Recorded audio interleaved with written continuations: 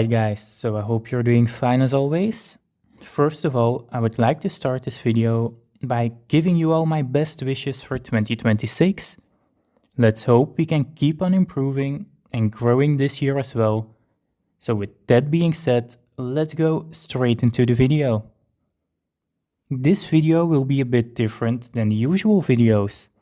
In this video, we will have a look at the current ongoing biggest wealth transfer in history. We'll have a look at the hidden financial reset and how the US is planning to inflate away its $38 trillion in debt. So here is a quick summary. I will add the timestamps below as well. In this video, we'll have a look at the debt trap, the 4 options, Venezuela's oil now that the US took control, the surge in precious metals, the historical precedent, and how you can protect your wealth or capital. So to start off, let's have a quick look at the actual ongoing debt problem in America. The American national debt is now exceeded $38.4 trillion as of December 3rd, 2025. This comes down to a debt of $112,881 per American, man, woman or child.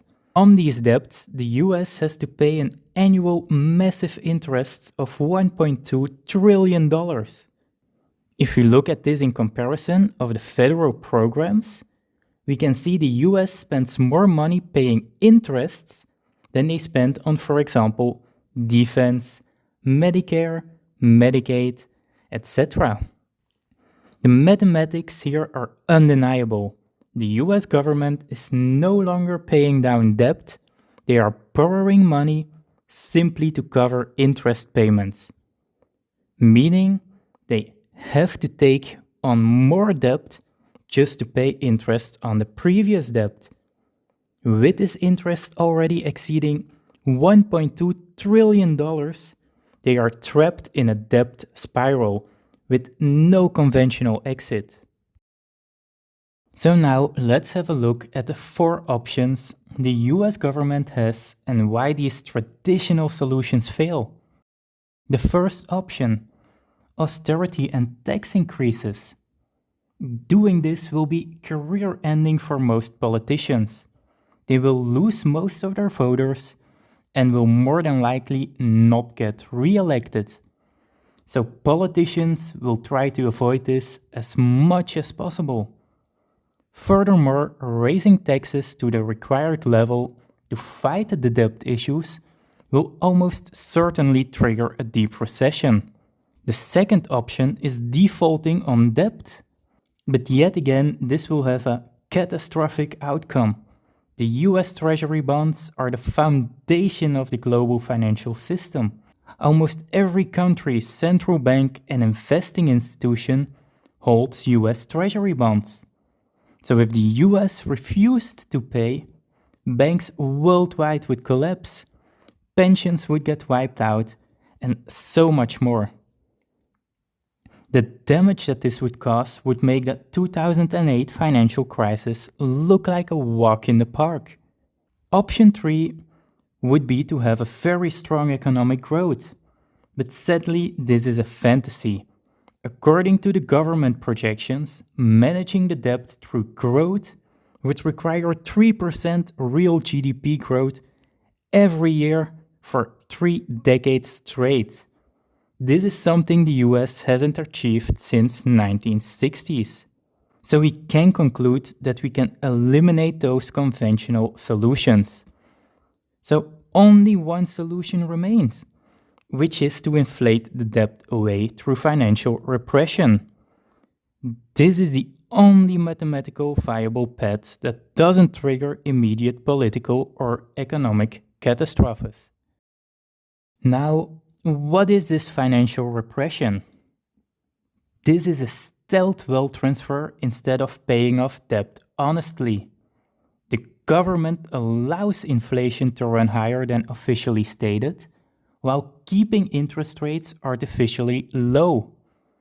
This will result in that over time the debt becomes easier to manage because it can be repaid with weaker dollars. The result of this is that the normal savers like you and me lose purchasing power, while the government quietly benefits of the erosion of the debt burden. Because savers subsidize borrowers. Major financial institutions are already acknowledging this path. Large banks have warned that policymakers are likely to tolerate higher inflation and suppress real interest rates to reduce the debt burden. In plain terms, your savings slowly lose value while government debt becomes less painful. For this strategy to work, three things must happen. First, the energy price must be controlled. If fuel costs spike, inflation becomes so obvious and politically explosive. The energy costs must be managed to allow inflation elsewhere without public outrage. Second, they need to suppress interest rates. The interest rates must remain artificially low to prevent debt service costs from exploding. For this to work, they will need the support from the central banks and financial repression tools. Third, the prices of precious metals must be suppressed as well. The main big two, gold and silver, often act as warning signals for the weak currency. If metals go up, this is an indication investors are looking for a safe haven, hinting that there are some economic issues and that there is not a lot of trust from investors. So it's crucial that the rise in price of these metals is managed to prevent panic about monetary systems. Now, knowing all of this is where Venezuela comes into the picture. Like all of you probably have heard, in the beginning of January 2026, the United States carried out a military operation in Venezuela, removing President Maduro from power and announcing control over the country's oil reserves.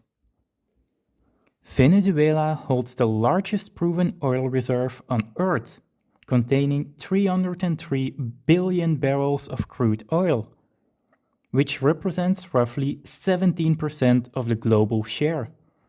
In comparison, Saudi Arabia is second on the list, with only 15% of the global share. In comparison with the USA itself, Venezuela roughly holds 7 to 8 times more oil. So I think it's clear to see that controlling Venezuelan oil gives the US enormous influence over the global energy prices. Now, what's the energy inflation connection? First, it's important to say that years of mismanagement collapsed Venezuelan oil production from 3.5 million barrels per day to roughly 1 million. So restoring this production gives the US the ability to flood the market with oil, keeping energy costs low.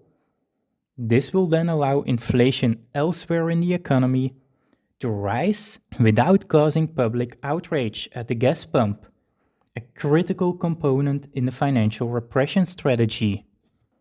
The current status at the moment of recording is that the US is to exert significant influence over Venezuelan oil resources. But first, they need to fix and upgrade infrastructure. This is estimated to have a cost of around $10 billion or more annually. Knowing this, we can assume a three-part energy strategy here. Step 1 is to take control of the supply, which they now did by taking control of the Venezuelan oil reserves. Step 2 is to manage prices. When holding a major part of the supply, they can now increase production to suppress oil prices. Step 3 is to enable the inflation. When keeping low energy costs, they can allow broader inflation without instant detection. All of this ties directly to the petrodollar system. Since the 1970s, global oil has been priced almost exclusively in the US dollar, which created constant international demand for the US dollar. Any country that wanted oil must first require US dollars. This system is one of the main reasons the US has been able to print trillions of dollars without immediate collapse.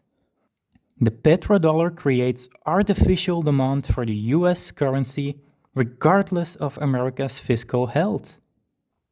But that system has been under threat.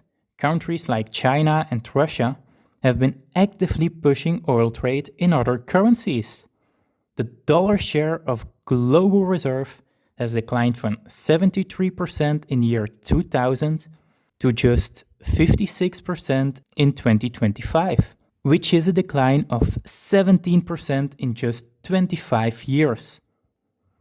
Now, by controlling the world's largest oil reserve, the US reinforces the petrodollar system and sends a clear message that the dollar dominance isn't ending anytime soon. Now, let's talk about gold and silver, as these are the two major leading metals in the precious metal category. Remember, this was an important step in the financial repression.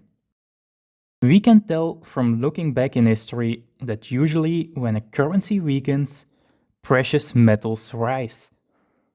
This means we can use precious metal prices as a warning signal.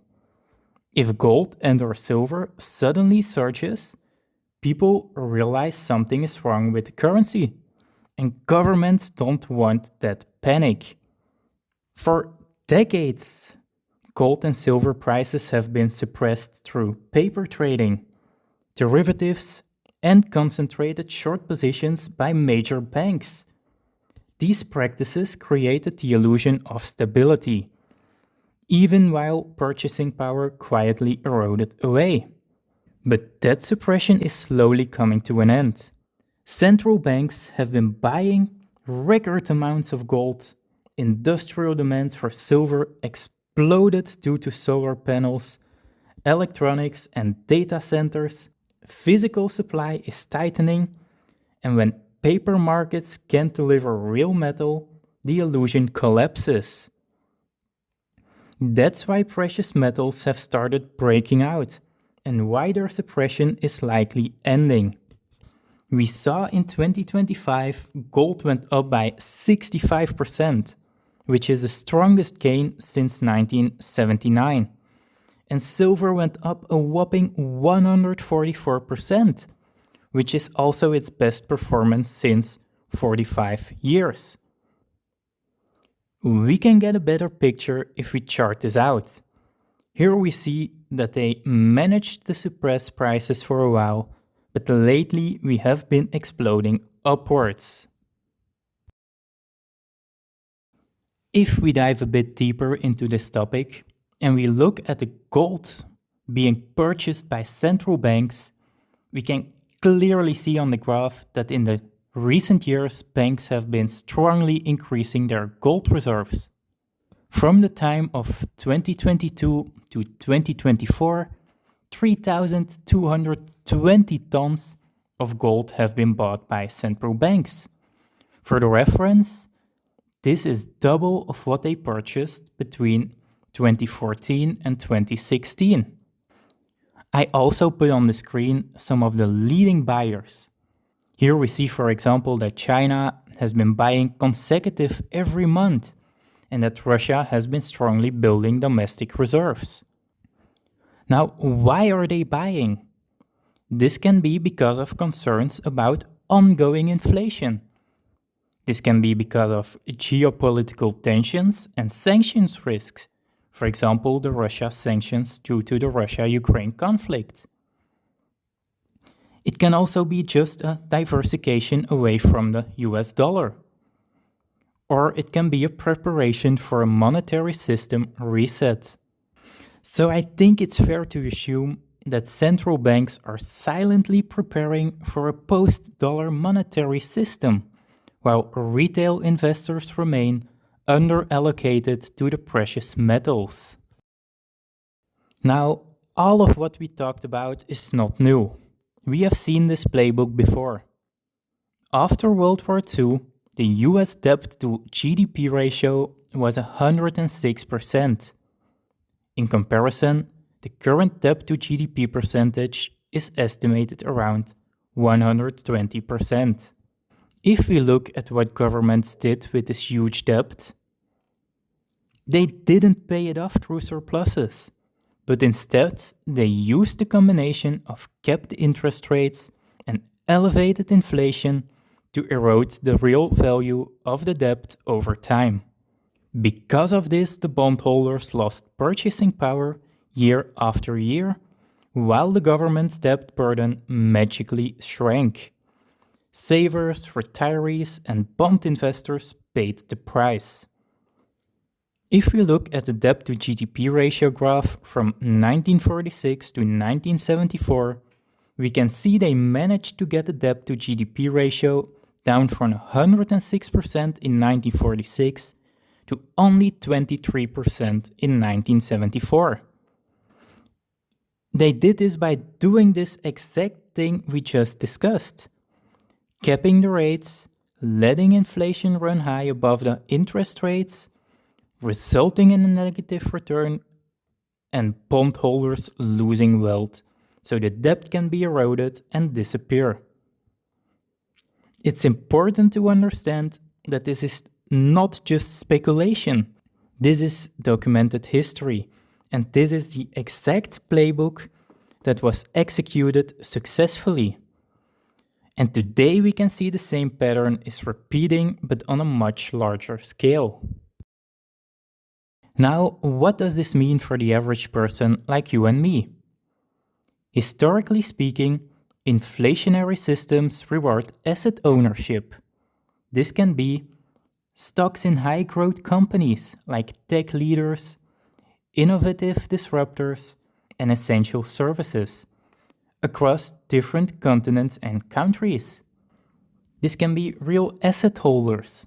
Real estate and commodities usually maintain value as inflation erodes purchasing power of cash and bonds. And precious metal investors. Gold and silver have, historically speaking, always been a safe bet. They serve the ultimate hedge against currency debasement and monetary system resets. Now, who are usually the losers of these inflationary systems? These are the cash savers. Excess cash holding loses purchasing power every year as inflation runs above the interest rates. This is just undeniable. Also, the bond investors lose. Long-term bonds suffer as rising inflation expectations drive yield higher and the prices lower. Sadly, also fixed income retirees lose. They see their standard of living decline as the inflation erodes their purchasing power. So to summarize, the financial system favors people who own productive assets, not people who sit in cash. History shows asset holders grow wealthier and savers who don't adapt fall behind. Now, for those who are paying close attention, they noticed I don't have cryptocurrencies on this list, although this is mainly a crypto channel. This is simply because of the fact that we don't have enough data on how crypto reacts during these inflationary systems. Bitcoin is supposed to be the digital gold and be the hedge against inflation, yet it has not proven itself enough to fill those shoes. And neither did other cryptocurrencies. Yet, I still personally believe it's a good decision to also have cryptocurrencies in your diversified portfolio. But of course, this is purely my own opinion. But if you do, please stick to the strong and big projects, definitely not the meme coins. But as always, the choice is yours. Only you can decide what you do with your wealth. But to summarize, history shows how governments dilute their debt, asset holders grow wealthier, and savers who don't adapt fall behind. The question is not whether this reset will happen, but how big and fast this will happen, and whether you will be on the right side of it or not. So the best advice I can give you is diversify your portfolio into real assets and precious metals. Invest in productive businesses with pricing power and think globally. Don't be afraid to look at other countries and continents and get assets and stocks in different currencies. But once again, the choice is ultimately yours. So that was everything for this video. As always, if there are more questions, please feel free to leave it in the comment section or on the Discord server. I hope you enjoyed this different type of video. If you want to see more of this, please also let me know. With that being said, I'll see you guys in the next one. Take care, see ya, bye bye.